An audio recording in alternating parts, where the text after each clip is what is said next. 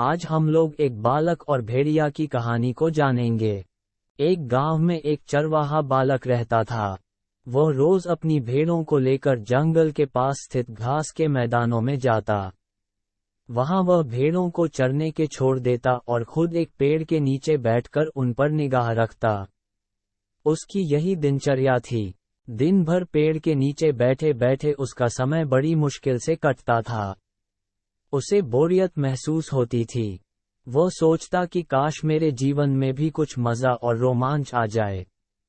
एक दिन भेड़ों को चराते हुए उसे मजाक सूझा और वह जोर जोर से चिल्लाने लगा, भेड़िया आया, भेड़िया आया।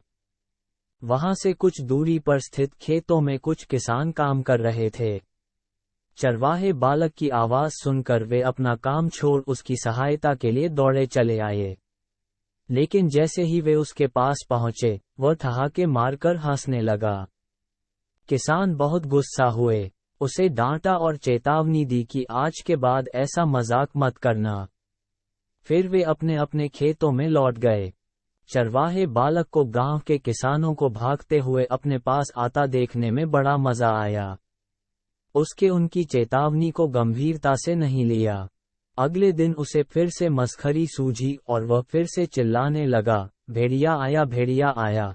खेत में काम कर रहे किसान अनहोनी की आशंका में फिर से दौड़े चले आए, जिन्हें देखकर चरवाहा बालक फिर से जोर जोर से हंसने लगा।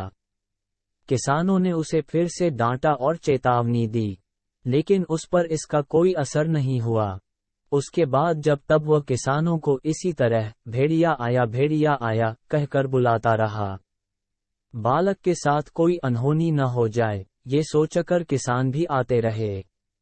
लेकिन वे उसकी इस शरारत से बहुत परेशान होने लगे थे। एक दिन चरवाहा बालक पेड़ की छाया में बैठकर बांसुरी बजा रहा था कि सच में एक भेड़िया वहां आ गया।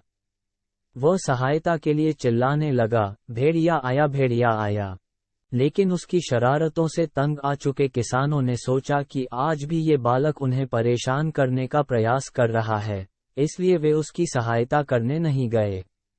भेड़िया उसकी कुछ भेड़ों को मारकर खा गया। चरवाहा बालक दौड़ते हुए खेत में काम कर रहे किसानों के पास पहुंचा और रोने लगा, आज सचमुच भेड़िया आया था। वह मेरी कुछ भेड़ों को मारकर खा गया। किसान बोले, तुम रोज हमारे साथ शरारत करते हो। हमें लगा कि आज भी तुम्हारा इरादा वही है। तुम हमारा भरोसा खो चुके थे, इसलिए हम में से कोई तुम्हारी मदद के लिए नहीं आया। चरवाहे बालक को अपनी गलती का एहसास हुआ और उसने प्रण लिया कि वह फिर कभी झूठ नहीं बोलेगा और दूसरों को परेशान नहीं करेगा। बार बार झूठ बोलने से लोगों के विश्वास पर चोट पहुंचती है और उनका विश्वास टूट जाता है। किसी का विश्वास पात्र बनना है तो हमेशा सच्चाई के साथ रहिए। तो इस कहानी से यह सीख मिलती है कि हमें किसी के साथ झूठ नहीं बोलना चाहिए।